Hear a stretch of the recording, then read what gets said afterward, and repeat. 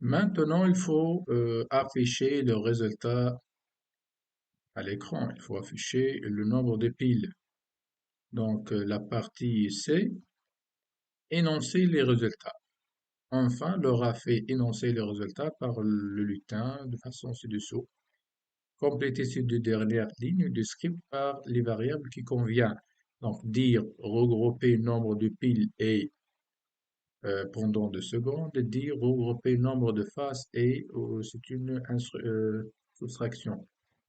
Donc, ces deux instructions de couleur bleue et de couleur vert, dire et regrouper.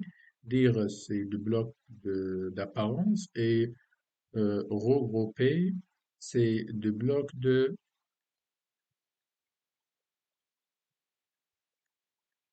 c'est le bloc de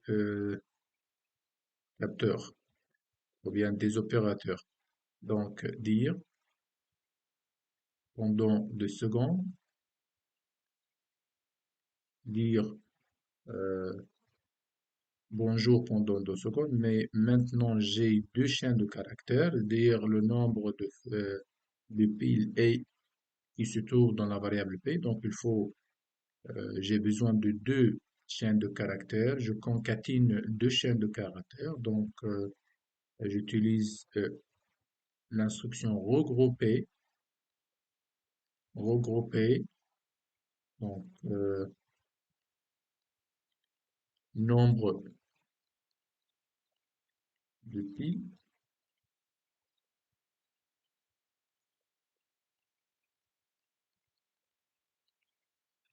nombre de piles et le nombre de piles où se trouve dans la variable et.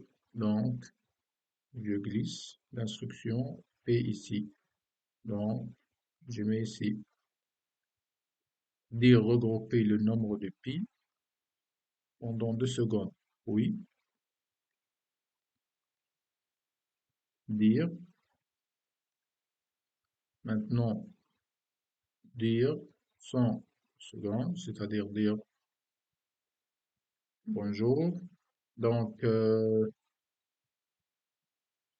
reste, lorsque je lance N fois, je trouve et pile et le reste, c'est pour le face.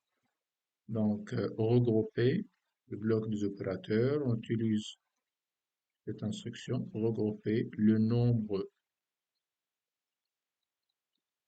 de faces, deux points, le nombre de faces.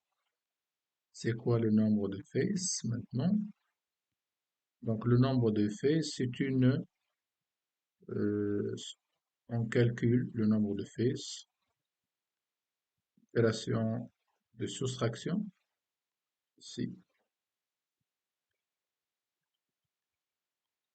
C'est une opération de soustraction entre la variable n et la variable p. Le reste,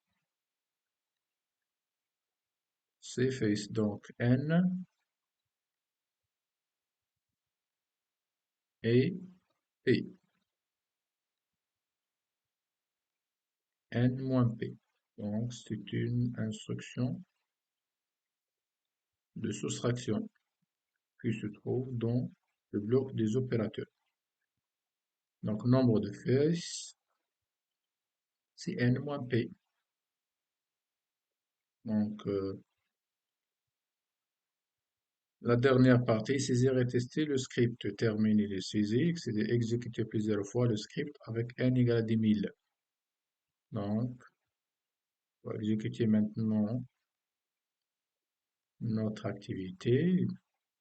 Donc, première exécution, donner 10, le nombre de lancers. Donc, je saisis 10 et j'appuie sur valider. Donc, le nombre de piles, c'est 4 et le nombre de fessiers, c'est 7. Le reste de 10, c'est 6. Donc, une autre fois, par exemple, je mets 10 000 maintenant. Le nombre de piles, c'est combien? Et le nombre de fils. Il faut exécuter 4 fois pour remplir le tableau. C'est-à-dire à chaque fois, quand je saisis le nombre, c'est à chaque fois tu vas avoir des nombres différents.